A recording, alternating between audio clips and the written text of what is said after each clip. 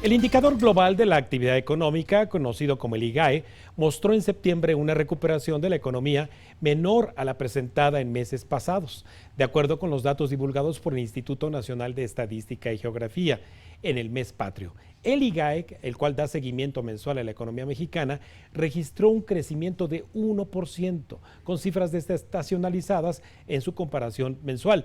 Y con ello, la recuperación de la actividad económica sigue siendo muy lenta, la cual empezó en junio y se ha desacelerado. Y por otro lado, bueno, pues también en la misma información oportuna que genera el INEGI, la de comercio exterior en octubre llamó muchísimo la atención, sobre todo porque se indicó un superávit comercial de 6.224 millones de dólares, saldo que se compara con el déficit de menos 688 millones de dólares obtenido en igual mes, pero del 2019. En los primeros 10 meses de este año, la balanza comercial presentó un superávit de 25.182 millones de dólares, algo no visto desde hace varios años y que incluso apuntaló el superávit de la cuenta corriente de la balanza de pagos en el mes en cuestión. El valor de las exportaciones de mercancías alcanzó 41.945 millones de dólares, cifra compuesta por 40.660 millones de dólares de exportaciones no petroleras y por 1.284 apenas millones de dólares de las que sí son petroleras.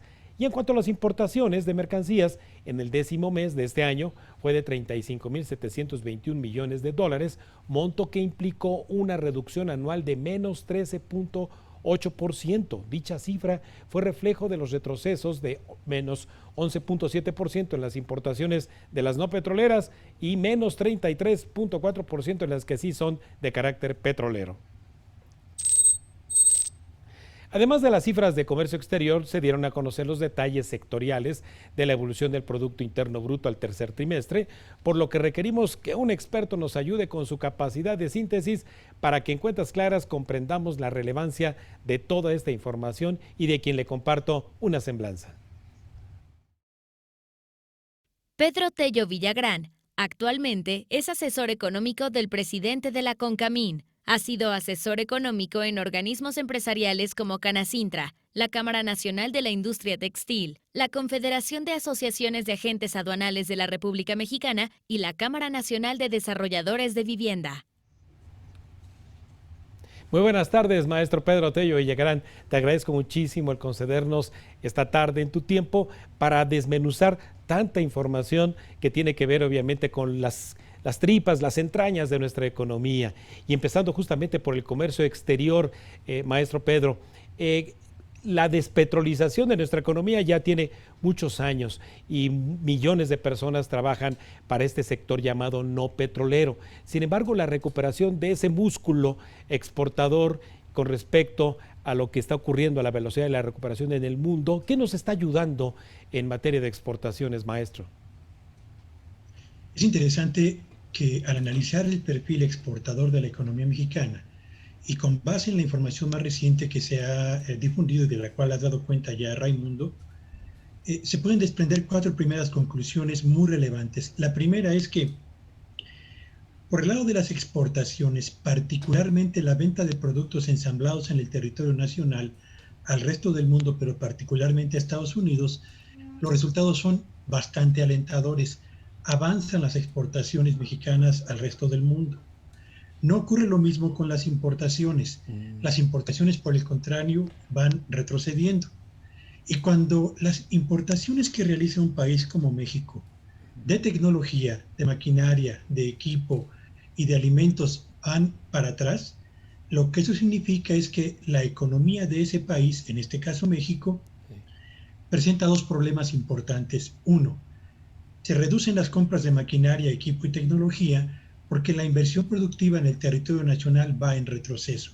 Y 2, se reducen las compras de bienes de consumo porque el mercado nacional, la demanda, la compra de bienes y servicios en el territorio nacional se está debilitando o ha perdido parte del impulso que venía mostrando recientemente. Así que tenemos por una parte exportaciones que avanzan muy bien, pero por otro lado importaciones que reflejan perfectamente el desánimo que prevalece entre los inversionistas mexicanos y al mismo tiempo la debilidad del mercado nacional. Pero además, Raimundo, vale la pena señalar que A diferencia de la mayor parte de los indicadores de la planta productiva mexicana, las exportaciones distintas a petróleo prácticamente cerraron el mes de octubre recuperando el nivel que tenían antes de que comenzara la pandemia. No podemos decir lo mismo de la inversión productiva, mucho menos del empleo, tampoco de la generación de riqueza en México, y el hecho de que las exportaciones no petroleras ya hayan rebasado el nivel prepandémico significa que ese es en este momento el único de los 4 motores de la economía mexicana que está reactivando su operación de manera eficiente. Y por último, diría yo que el hecho de que las exportaciones avancen me parece que es una magnífica noticia, pero hay que acotar perfectamente el grado de influencia positiva que tendrá este desempeño.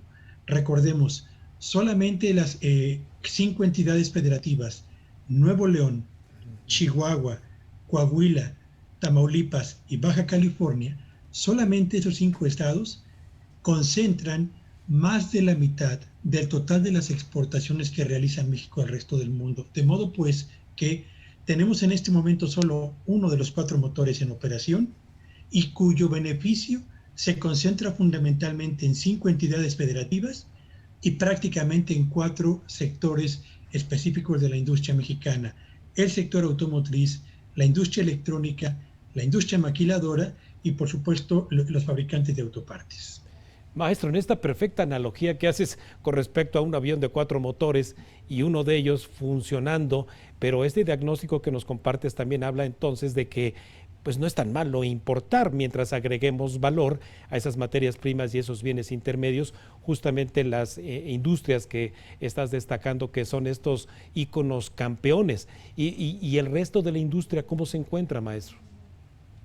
El detalle es que para México el resto de la actividad productiva, hablo de la industria textil, la industria de la confección, la industria de alimentos, la industria del calzado, la mueblera, etcétera, el resto de la planta productiva mexicana depende fundamentalmente de las ventas que realice de sus productos en el mercado nacional. Y si en el mercado nacional, tal como ha venido ocurriendo en los últimos meses, tenemos 3 problemas importantes. El primero es un descenso significativo en el número de mexicanos con empleo y por consecuencia con ingreso para sus familias. Segundo, si tenemos al mismo tiempo, por otro lado, dificultades para encontrar fuentes de trabajo en el mercado laboral mexicano. Y tercero, si tenemos por otro lado también un avance de la inflación ligeramente por arriba del crecimiento de los salarios que se reportó en este arranque de 2020, bueno, pues tenemos que entonces el mercado nacional, del que depende la operación de la mayor parte de los sectores industriales que no exportan, no está generando suficientes estímulos para que el resto de la planta productiva nacional empiece a crecer. Así que tenemos una economía prácticamente partida en dos, favoreciendo el crecimiento de las empresas de los sectores y de las regiones exportadoras, pero viendo por otro lado un rezago creciente de empresas, sectores y entidades federativas que dependen fundamentalmente del mercado interno. Maestro, uno de los otros 3 motores que están apagados pudiera encenderse, y quiero referirme en específico al tema de coyuntura, que son estos proyectos de infraestructura público-privadas que se presentaron el 5 de octubre y ayer, el último día de noviembre. Si el encender este otro motor del gasto de la inversión en bienes públicos, pero con inversión privada y de gobierno, será suficiente para reencender ese motor, al menos en el horizonte de los próximos 4 años, porque no es un gasto para el próximo año 2021, ese gasto en proyectos es para 4 años. ¿Será suficiente para volver a encender ese motor? Qué buena pregunta, Raimundo. Yo diría que hay 3 consideraciones que vale la pena tomar en cuenta a este respecto. Primero, México acumula un déficit muy grande, muy importante, en lo que a inversión en infraestructura para la competitividad de nuestro país se refiere. Traemos un déficit muy fuerte. Sí. Segundo, los recortes presupuestales, no solamente de esta administración, sino de la administración pasada, lo que hicieron fue profundizar todavía más el rezago que traemos en esta materia. Y tercero, la ausencia de suficientes inversiones en materia de infraestructura provocó, entre otras cosas, una pérdida de competitividad en la economía mexicana, una pérdida en nuestra capacidad de crecimiento potencial en los próximos años y sobre todo, Raimundo, lo que hizo fue ampliar la brecha entre los estados del centro y el norte, donde se concentró la mayor parte de las obras de infraestructura de las últimas décadas, a diferencia del rezago de los estados del sur y del sureste. Este anuncio del 5 de octubre pasado, del día de ayer, de 68 proyectos de inversión en infraestructura, ¿son suficientes para poder recuperar parte del camino perdido en materia de inversiones en infraestructura? La respuesta es no, por dos razones. La primera, el número de proyectos es francamente muy pequeño. Segundo, el monto de los recursos que se van a invertir en el conjunto de estos proyectos, poco más de $500 millón de pesos, no en un año, sino prácticamente en los próximos 4 años, se queda muy lejos, muy pequeño, contra las necesidades acumuladas en esta materia por la propia sociedad mexicana. Así que creo que hay que ubicar esos acuerdos o esos proyectos de infraestructura como parte de las expresiones de un gobierno que hace los primeros intentos por trabajar conjuntamente con el sector privado, pero que necesita convertir la inversión en infraestructura en una auténtica política de Estado para que efectivamente recuperemos terreno perdido, ganemos competitividad y tengamos mayor capacidad de crecimiento hacia los próximos años. Y sobre todo una capacidad de crecimiento basada justamente en las expectativas de que haya certidumbre y respeto al Estado de Derecho, maestro. Sí, desde luego. Los empresarios en México han dejado de invertir porque, uno, se ha nublado completamente el panorama en el cual realizan sus negocios, pero también...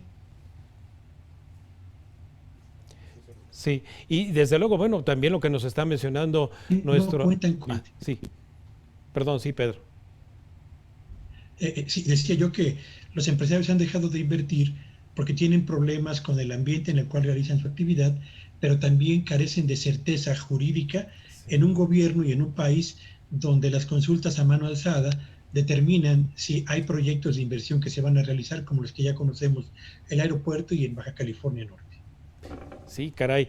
Bueno, pues habrá que esperar entonces, otorgar quizás el beneficio de la duda para saber si se reorienta el rumbo, al menos en materia de certidumbre para el inversionista privado. Tu diagnóstico no puede ser más que certero y puesto en cuentas claras. Maestro Pedro Tello, como siempre, te agradezco muchísimo la generosidad de tu tiempo, el compartir con nosotros en este martes y hasta la próxima. Muchas gracias.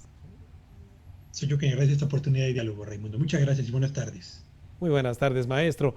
Bueno, como usted lo acaba entonces de escuchar en el análisis de nuestro invitado, la reapertura de la economía ha hecho más heterogénea la composición de las actividades económicas en México, en este diagnóstico que fue compartido por el maestro Pedro Tello Villagrán. Antes de ir a un breve corte, le recuerdo nuestras redes sociales de la Agencia Mexiquense de Noticias para que nos siga en Facebook y en Twitter, @AMX Noticias y @Raimundo Tenorio.